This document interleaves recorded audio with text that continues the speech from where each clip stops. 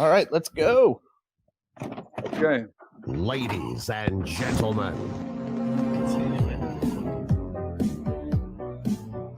Movies with Mark.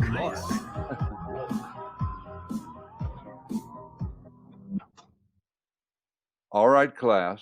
The movie for today is The Big Sleep. Does anybody know? Can anybody tell me what The Big Sleep means? Yes. That's right. That's The Big Sleep. Yep. The 1946 version, and I found out this morning that there's actually a 1945 version. It's the same as the 1946 version, except Lauren Bacall's agent got involved after the original cut, which is we'll call the 1945 version, and a couple of people said that the woman, Martha Vickers, who plays the younger sister to Lauren Bacall, who plays Vivian Rutledge, Martha Vickers plays Carmen, anyway, said that Martha Vickers outshines and is sort of a neater character than the Bacall character, and you need to cut some of her parts out of it and change it, because you'll sell the movie better if you really pump up the Bogart-Bacall relationship, because Bogart and Bacall were quite a off-screen romance and continue to be quite an off-screen romance. I mean, they're dead, but it's a great legendary romance. They met on To Have and Have Not when Howard Hawks directed To Have and Have Not down in Florida, and fell in love, and you can see them falling in love in that movie. And it really was a great love. He was much older. She was, I think, 19 on To Have and Have Not. I'm not quite sure how old she was when 1944, when they actually made this. They held it back and finally released it in 1946. And all of this is just trivia that I find fascinating.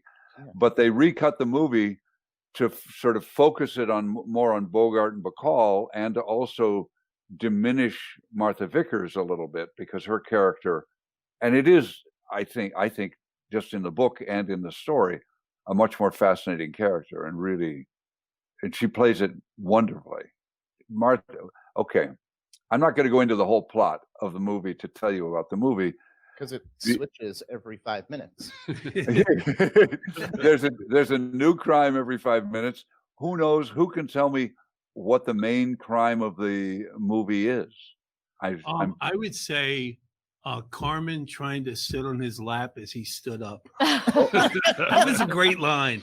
I really he said, she tried to sit on my lap and I was standing up. He said, "What's the worst crime in the movie?" Yeah. Do we want to spoil it though? Oh, yeah, not yet. We're not spoiling anything. It's not coming out. I mean, I don't know that you can really spoil it, because, I mean, everybody involved in it admits that they're confused. Hawks says he doesn't really know what happens. Even Raymond Chandler, 4 years later, somebody sent him a wire. Can you explain to me The Big Sleep? And he said, I can't. I don't know. I don't know. Molly and I stopped every about half hour and just talked about the movie and what we thought was going to happen next, and that really helped us out. Oh, good. Having Molly explain it to me. Molly explained to him what he had just said. Right. I was going to say. Well, wouldn't the big, I guess, overall underlying crime be the Regin, or what was the guy's name? The guy that they're looking for the whole time. He wasn't the Regan. Sean Regan. Yeah. Yeah. They're kind of, he was in the story the whole time, even though he wasn't part of it. They kept bringing him up and where to go, but he wasn't even the main case. He's not even. He's not even in one version. I can't remember if it's the 78 version or if it's in the book. Oh, that garbage. He ends up having been killed by Carmen. Mm-hmm. Right, that's in the original. And is it? Yeah, that's okay. That's in this one. And I like lake. That's the first crime that begets the other crimes. But the crime that the story that we watch starts with is the killing of Geiger. That's the one that we actually see. Well, it was the first crime. The other was one is the underlying crime. It was what do they call that? Not the bounty. They were trying to get money out of the general. Bribery? Blackmail. Blackmail? That would be the Blackmail. first crime, I think. Right. That's the instigator. Is Marlowe, Philip Marlowe, the great Philip Marlowe character that runs through all of Raymond Chandler's books, is called to General Sternwood's house and asked to find out and stop this blackmail and put a stop to it. That's But he true. gave a different name to Carmen, though, didn't he? Who? Oh, who Marlowe. gave it? He told him he was someone else. He Oh, gave a Marlowe. different name to her. Did you notice that? No. No, there was Did he? so much stuff No. to keep track of. Yeah, because she pointed it out later, and your name is not really whatever the name. See, you need to gave her. watch 5 minutes, decipher it Molly for 10 explain it. minutes. 5 minutes, decipher it for 10 minutes. Keep up with it. But what I find wonderful about the movie is that it does just sort of it's not that it doesn't care about plot, because it does come back like you and Molly did when you watched it, come back every 10 or 15 minutes or half hour and catch you up the way most detective stories do. But it doesn't. It's not its main focus. Its main focus is character and relationships and things. I mean, because I think Bogart is as good in this as he is in anything. I mean, I especially love the scene where he goes to Geiger's store and pushes the bill up on his hat and pulls out some glasses and plays him slightly fey, slightly. Now in the book and in the original story, as Faulkner wrote it, and again, everybody should know that's listening, if you go run out to look at this movie, the cast is directed by Howard Hawks, one of the great versatile directors that ever directed in Hollywood, not just in my opinion, but in most people's opinion. The book was by Raymond Chandler, who wrote, I don't know how many, but many, many detective stories about the Los Angeles area. And it's very specifically to Los Angeles in the 30s, 40s, and into the 50s. And the script was written by William Faulkner, one of the great novelists in America, and Lee Brackett, who wrote most of Howard Hawks' movies. And then it stars Bogart, Bacall, who else? Martha Vickers. But it's a great assembly of talent to sort of produce this movie. Watching the second one made me realize how good the first one was.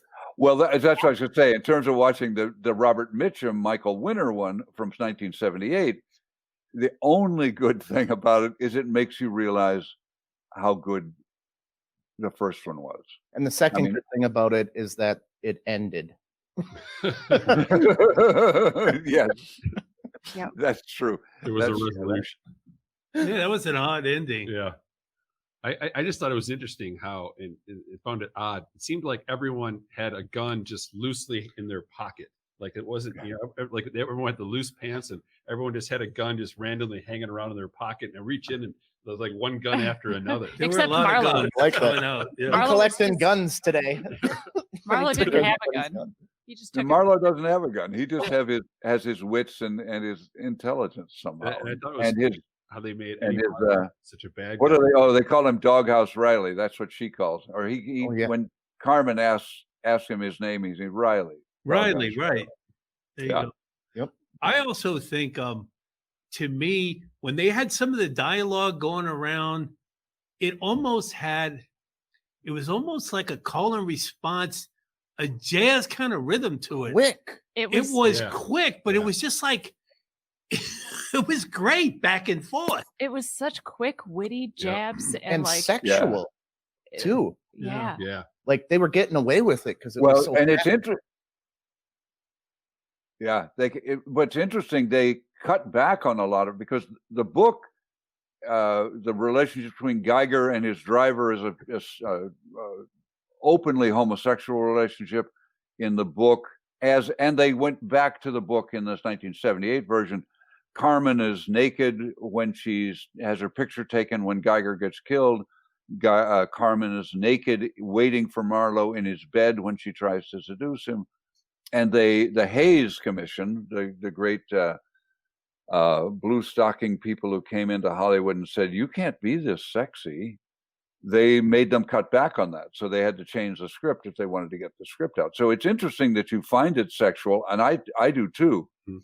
I mean, it's so much sexier to have people talking back and forth and with that rapport and the repartee, I guess is the word, than it is to have them sort of constantly sticking their tongues down each other's throats and things like that.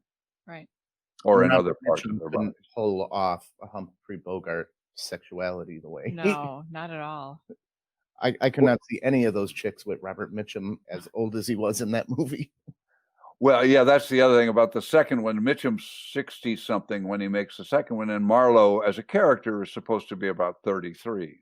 I think Bogart was a little older than 33. Yeah, he but said still. 39, 38, 39, 39. or 38. Yeah. But I think the whole movie epitomizes what you think of detective movies at that time. You know, everything is that cutting. It's also you see, doll. You know, it's like when you look back at the movies, it's very what's the word I'm looking for here? It kind of, when anyone talks about that time frame, it fits that very well. You know, it epitomizes that time. You're right. I mean, and it's wartime. There are a lot of signifiers that it takes place during World War II. That's why they had to kind of rush it out in 1946 when they finally settled the re-editing.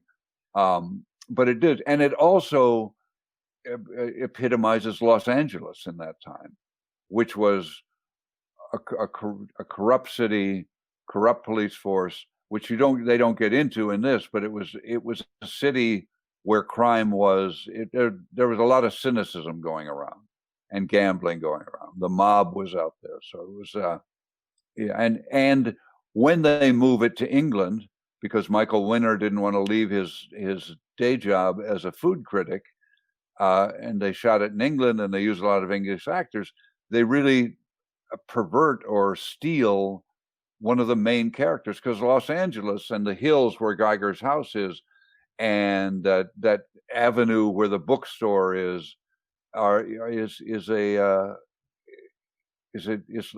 character. Los Angeles is another character in it. Which brings me, I also want to bring up in terms of sexuality. Sorry to interrupt. No problem. But one of my favorite scenes in the movie, and one of the reasons I'll watch it again almost once a year probably, is because of the scene when he goes across the street to another bookstore to wait through the rain, and that scene with Dorothy McGuire, I think, is just is a wonderful scene filled with sexual innuendo and filled with a sort of a freedom about sex that you think of as later on. You don't think of the 40s as having that kind of, well, let's wait out the rain and pull the blinds and have a little vodka and a bottle of booze, a bottle of rye, hanging in his bottle of rye. That's right. It's got to be a bottle of rye. I and love let me that too, what? and I really missed it in the remake. I was like, No, 'cause I know. imagination, you know, like what happened there? You know, when he solves this, come back to that store and I know it's a very sexy scene to me. I love it, and because you have to imagine it. You have to, this suggestion. As soon as she lets down her hair and shakes her hair out, which is sort of classic, Pulls down the shade and pulls down the shades, pulls out the bottle of rye. I want to be in that room, right? No. Yeah. But so it is. I think it's the American Film Register put the Big Sleep, the original one, the 46 one. It's in the American Film Register as one of the great films that celebrates America at its best. Animal House, a movie I did, is in that too. So it's sort of a point of pride. Yeah. And it's just such a more superior movie, and they just are having so much fun. I mean, you can tell Bacall and Bogart like each other. Some of that rhythm that you were talking about, William, in the language is what they mean when they talk about chemistry. The fact that two people just can hear each other really well and can, catch each other's rhythm and play into that rhythm. All five of us have to work on that, because I know I'm talking a lot and talking over people. I have to listen better. if we were in the same room, we'd be dancing. Right. Well, it's we called all Movies do with that to Mark. poor Molly. We talk over her all the time. It's terrible. I know. You don't suppose that's because she's the woman, do you? I hope not. No, it's because she's not at the table. She's She's right over way there. over there. Well, I'm not at the table too, and you all get quiet and really sort of listen when I talk. That's because you started out with today class, so we listened to the teacher. That's right. Some authority there. You don't want detention. Yeah, you set the tone right at the beginning. We know our place. I'm sorry, I just don't know. I don't know if have we reached a formula yet of how we've opened this thing? The first time you sort of asked me to introduce the movie, so I just jumped in. Yeah, that's great. Yeah. It's perfect the way it is. Yeah. Okay, good. Another thing I found I'll interesting. continue to refer to you as class then. Okay. I thought it was interesting that they do the credits at the beginning, and I counted like 30 people total for the entire movie. Yeah, I know. I know, it's amazing to watch those old movies. Some of that is because different unions lobbied as time passed. Different unions lobbied to have their people in the credits, so there are more people worked on those movies than you see, whose names you see, but they had steady jobs. They worked 365 days a year at MGM or at Warner Brothers, whoever, and they had jobs. They weren't by the job. So some of that, but it's amazing how many fewer people it took to make a movie than it takes nowadays. Because now the credits on a Star Wars movie or even a Pixar movie where there aren't even any people in it except voices, the credits go on for 10 minutes.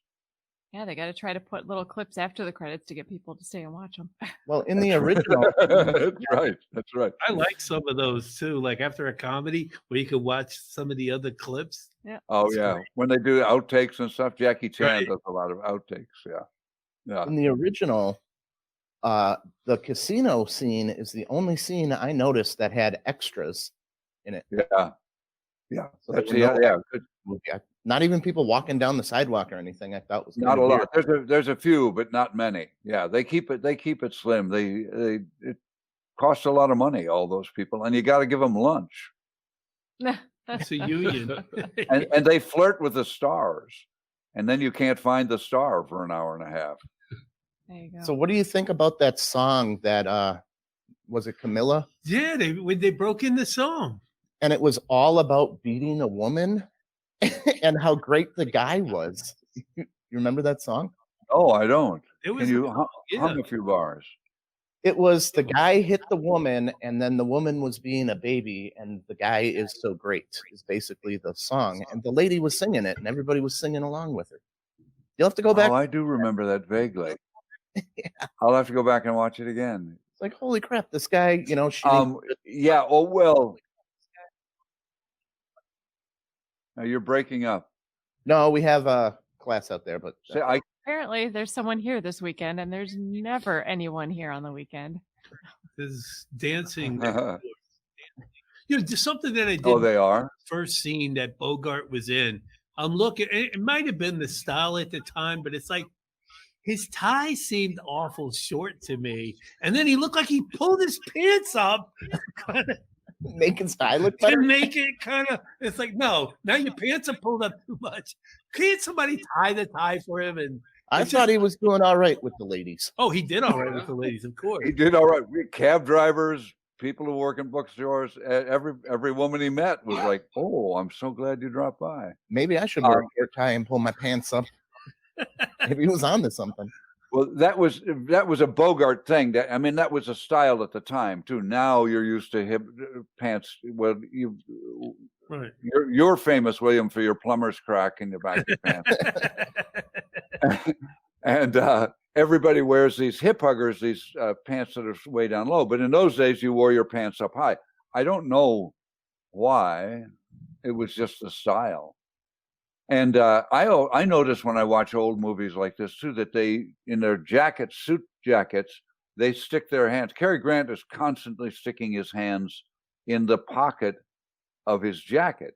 And if you buy a suit or a jacket nowadays, that pocket's sewn shut as though they don't want you to stick your hand in there, or it has a flap on it so you can't. So they wore clothes very differently. I mean, they dressed up. If you look at pictures of baseball games, people going to baseball games in the 40s and even into the 50s, all the men are in suits. Oh, true. And look at you. I look at us. Look at me. I'm not wearing anything. And Yeah. And I do have I did open my flap because good. It was so shut.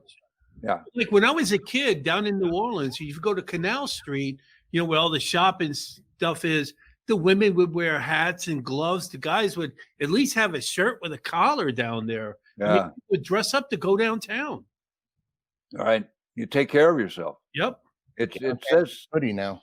I know. Well, speaking of that, is it just me or did Bogart seem an old 38 when you look at I it? was They wondering all were about old. that. It was just smoking and booze, decanter in every room, offer a drink room to room. I mean, you watch new movies today and you've got someone who's playing someone who's 17, 16 years old, but really they're like 28 or 30, where when he said he was... that was right. I was sitting there trying to do the math. I don't know what year he was born, but like you said, if that was 46, right, 49, that's probably about right, but like people back in those days, they aged differently. A lot of smoking, a lot of drinking and things like that. Well, when he said he was 38, I said, no way. You thought he was older than 38? I did, yeah. He looked older. Yeah. What year was he born? I think William... 36. I look a hell of a lot younger than Bogart in that movie. Not really. Come on. No. I'd say it's about right. 1899 he was born. 1899. So he was 49. So he was 10 years older. Right. Than the part he was playing. Yeah. Right. Are you really? I think in those days men did, and women too, did look more mature than they do now, because we don't care so much about being old now. We really want to be young now. I mean, I think people then wanted to be young too. They didn't want to get old and die like General Stern would, but they I don't know. I think there was more respect for adulthood than there maybe is now, because adults have messed things up so much. But so a movie made in 1944 or before the war, pre-war, is going to have a very different sensibility, I think, than a movie made after the war, and as we began to recognize we were still kind of innocent creatures about what we didn't know, or we didn't think smoking could hurt us. Drinking. Do you know a movie called The Thin Man, or a book called The Thin Man by Dashiell Hammett? It's a great book. Oh, and maybe we'll do that for next one. If we want to do another black and white movie, we can watch The Thin Man, which is one of the great dialogue movies. And you talk about chemistry between two people. William Powell and Myrna Loy play Nick and Nora Charles in The Thin Man, and the way they talk to each other is phenomenal. It's one of the great movie relationships of all time. I don't mind the black and white at all. I don't mind it at all. He still had black and white TV in his apartment. No, but I mean, like when I was a kid, we had black, we had color, and I'm sure you remember that as well, Mark. But I mean, like when I see something in black and white, I really don't mind it. Even they've had newer movies that come out in black and white. I think it's kind of cool. Yeah. Put your glasses. No, I don't think you see too much anyway, so color doesn't freaking matter. I love going back and seeing some of the classic old movies though too, and just seeing the way that society, culture, filmmaking, everything has changed. And how do you feel about them colorizing these old movies? I don't like what Turner did with colorizing them. Because I really do like black and white, and some, not all, but some of the cinematographers who were shooting that really understood lighting, and really learned about lighting, and they're wonderful to watch. Out of the Pass. I mean, Citizen Kane is like one of the classic ones in terms of cinematography and lighting for a black and white movie. So I like color too. I don't like if I turn on, or what did I just watch? I watched The Blob the other night, early Steve McQueen, which is really kind of fun and funny. But you look at the color in that, and it's nothing like the color that life is. Mhm.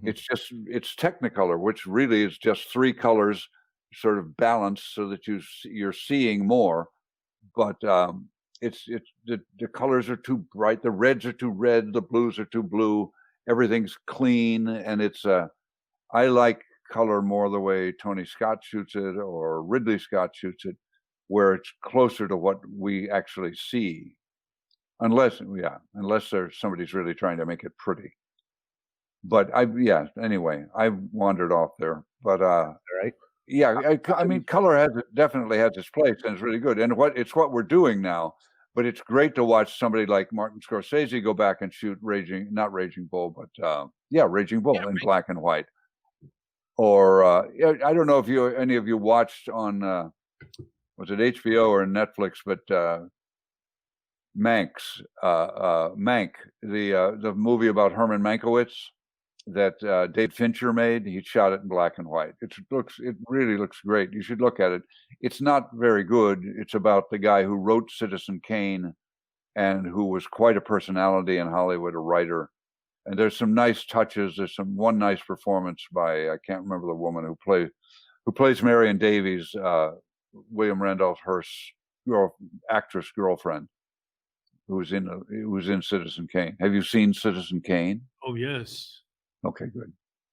Have I you didn't know how far seen it? back we needed to Tom go, has not class. seen it. Not in a long, long time.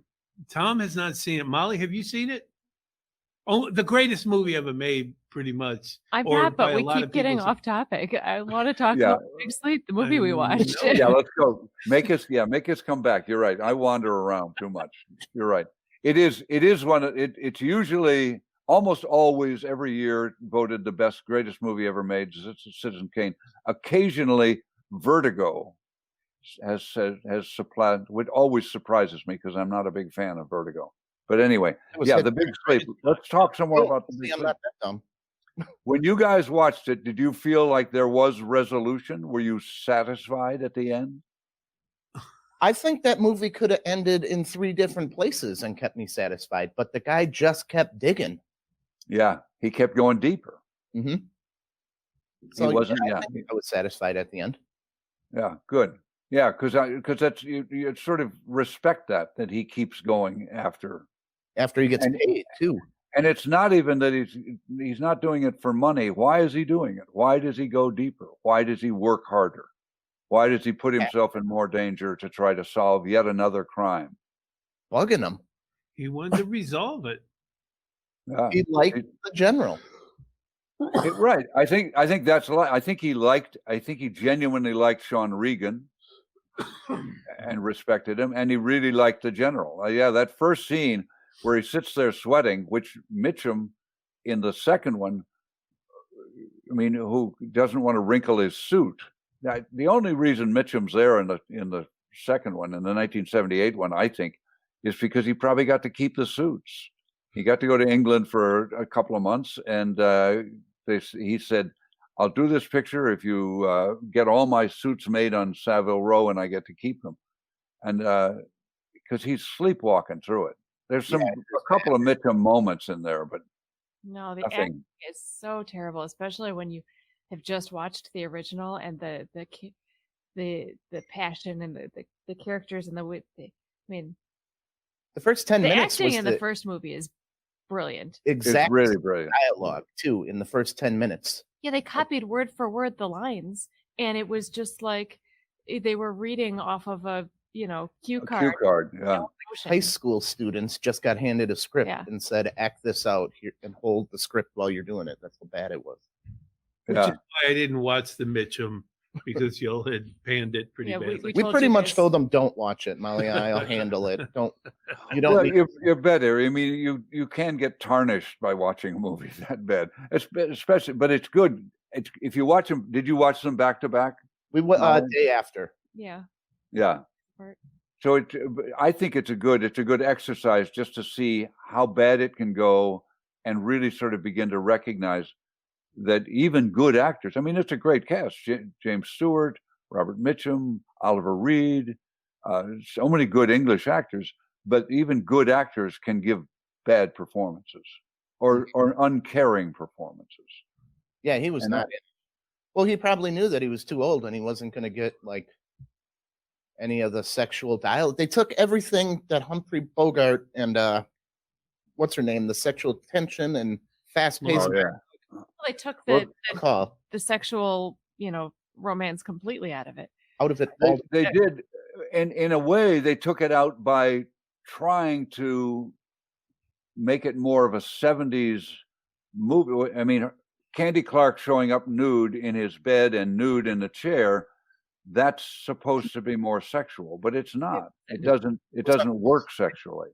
And also, And so Sarah Miles, who was known as this very sexual creature, sort of really much more openly coming on to him and flirting with him and using her sexuality and her body, and Michael Winner letting her do it and encouraging her to do it by the costumes and everything like that, is so much less sexy than Bacall just holding her own and being, an equal to Bogart character rather than trying to seduce him that way. Anyway. and since they had watched the original a day before, they could actually go 20 minutes before they stopped it and had Molly. No, when we watched the remake, we took turns. Like Tom went out and let me know if I missed anything, because it wasn't. It was. Yeah. It didn't hold a So you candle wouldn't to the recommend original. the No. remake? And the movie itself in the 1978 one does a much more thorough job of stopping every 20 minutes and sort of telling you what's going on. But it feels like they're telling you what's going on. Right. in case They you were missed like basically Narrating sitting it. there and summing up what was going on. And I was like, well, that takes all the fun out of. it. Yeah. That's your job. Right. I love movies. Right. The original was done where it has you like you're sitting there and you're having to figure out in your head what's going on. And if the movie is done right, you'll be able to follow it and figure it Right. out. That's part of the fun. And they completely took that away. And I'm like, yeah. They took And the fun of the original one is you do try to figure it out, because any kind of mystery crime story, we're always trying to catch up. But they don't, and nowadays they will try to trick the audience and fool us. And they're not trying to fool us in The Big Sleep. They're just sort of going along. And in fact, Raymond Chandler said the book is about, and Hawks agreed, the movie is about the process of a criminal investigation. It's not about solving the investigation. It's not the process of doing it. What an investigator does and how he has to think in order to solve a crime and get to the bottom of what a crime is. And the fact, as somebody mentioned earlier, that as Tom mentioned earlier, he keeps digging, is also sort of so true to life, because no crime exists in and of itself. It has a history. Somehow a crime was created because another crime was created or another injustice was felt. But do you think at the ending, so we talked about the ending and how it was resolved, and I look at it, he was digging and trying to find the original sources we talked about, but there has to be some aspect of his relationship with Vivian and the fact that to kind of bury this whole thing so that way he can move on with his life and he has peace in his mind about how this all happened, and there's nothing hanging over his developing love and relationship with Vivian during the whole thing, and that's kind of the end. So maybe I thought that was a driver as to why he dug further into us, where he had to get to the point A of the whole crime. I don't know. That was my take. Yeah, no, I agree. And some of that, what you're getting, as I said earlier in the beginning, they shot it in 1944. They had a version in 1945, and then Bacall's agent got involved, and they were trying to figure out how to release it. And they went back and reshot stuff between Bacall and Bogart to sort of, because they decided that's how we need to sell this movie, as a Bogey and Bacall movie, because that's how they were referred to in the press, Bogey and Bacall. So they wrapped that up. Whereas in the in the 78 version, they are a little bit more true to the book and the story, where that just kind of drifts away. There is no romance between, if I recall correctly, No, there was between Vivian and whatever.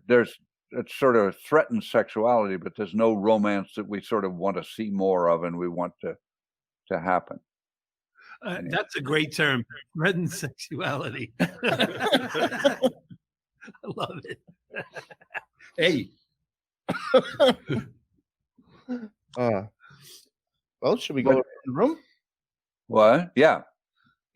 let Molly, the lady, go first. Ladies first. That's a little sexist, isn't it? It's threatened sexuality. It's threatened sexuality. It's Right. It's threatened. threatened sexuality. That's the line of the day. I really, really enjoyed the original. Like I said, I loved the candor, the quick wit, just the acting and the chemistry between the characters and the way that they did, the whole story. Was it a little bit difficult to follow at times? Yes, but I liked that, and I think they brought it around enough that it didn't leave you going, what the heck actually happened? There was enough there that you got a good. And to a certain extent, it leaves you with a conversation as you're walking out of the theater and going down to Musso and Frank's to have a drink later, to talk about, so why did he do that and why did he do this? And so, yeah, which is nice. I like it that it leaves you thinking about it. I would actually give the original a 5. I really did enjoy it a lot. The remake, geez, I don't even know. Maybe a 3, 2, 3. Oh yeah. Let her give her. Don't I tell her think what to say. I was more mad at the remake because I had just watched the original, and the remake to me just utterly destroyed everything good that was in the original. So Yeah. yeah. All right, I'll go next. Yeah, I wouldn't even give it a 1, I don't think. The I'll wait original's my turn. Go ahead. the original's going to get a 5 because of the pause button on the remote. In a theater, I wouldn't have kept up, but being able to pause and watch it with Molly really made me enjoy. And she ruins everything. I hate watching movies with her sometimes because she'll just like nudge you, like, bet you Darth Vader's Luke's dad, like 5 minutes before the reveal. She'll just, I like Spoiler guessing, alert. and I like. and she's always right. So yeah, and I'm giving the 70s version a 1 just because there was some decent nudity. Boom. I'll go next. Bogey and Bacall. You can't give it less than a 5. I want to watch more Bogey and Bacall movies now. I mean, granted, when you were talking about the sister having a bigger role, I would like to see that version. But Bogey and Bacall, man, come on, you got to give it. I would do. I appreciate it because on a level, when you watch movies today, it's almost like movies for dummies. Everything is kind of explained and there's no real thought process behind it. Where this was a movie like, Right. everyone has said that you had to kind of pay attention to, and it kind of had you thinking as the movie was going along. Right. And I don't think we see a lot of today. There's a few little independent movies that come out that really make you think, but I haven't watched something in a long time that I really had to pay attention, where I couldn't go to the kitchen and let the movie play and come back in and 10 minutes later and be like, oh yeah, I know what's happening. And so on that respect, I appreciate it that way because it's a different feel. So on that, I would definitely give it a 5. I appreciated the acting, the interaction between, and just the dialogue that went on. I thought was fantastic. So Right. stars here. Right? Yeah. Good. Is it my turn? Your turn. Yep. Sorry about that. First of all, the To Have and Have Not story, and if you guys are up for it, we could watch. That's the movie that Bacall and Bogart met on. Or the thinner one. Which one do you want to watch next week? We can watch that or The Thin Man, whichever. I'm down with Bogey and Bacall. That's my vote. All right, we'll go with that. Yeah, let's do it. Okay, good. I'll tell you, just as a prep for To Have and Have Not, for Big Sleep, definitely a 5, a 5.5, if it was possible, or a 6 for the 1946 version, and a 1 or a 1.5 because of Mitchum's suits for the for the second one. It's just it is. I'm angry at it too. because it doesn't destroy it, because the first one's so good. But if you watch one and then watch the other, it's like, why are they making? It's like they're almost like they're making fun of the first one, without it being funny at all. Anyway, the To Have and Have Not story. This is legend. Howard Hawks, the director of Big Sleep and To Have and Have Not, is out hunting with Ernest Hemingway and William Faulkner, hunting pheasants up in California somewhere. Hawks is going on about how he can make a good movie out of anything. He can make a good movie out of even the worst book that either of you ever wrote. And Hemingway says, no way you can make a good movie out of To Have and Have Not. It just can't be done. It's a terrible book. I'm ashamed I wrote it. I don't know why I wrote it. I don't know what I was thinking. And if you ever read the book, it's a really bitter, bitter book. Hawks says, I can do it. Anyway, that's the story. I think it's great. Hawks, I love Hawks manipulating the two of them. I can make a movie. You have to give me the rights to the book. All right, you can have rights to Have and Have Not. It'll be a total failure. Turning to Faulkner, one of the great writers of America at the time, and saying, you're writing the script. I don't know. That's awesome. So watch the movie. It's really good. It has some great lines in it. Okay. It plays off of, you'll see. Well, I won't get into it till we watch it. Okay. We'll watch it and talk about it. All right. All right. Good. All right. Are we good? Thank you very much, Mark. All right. Ladies and So gentlemen, long. Movies with Mark.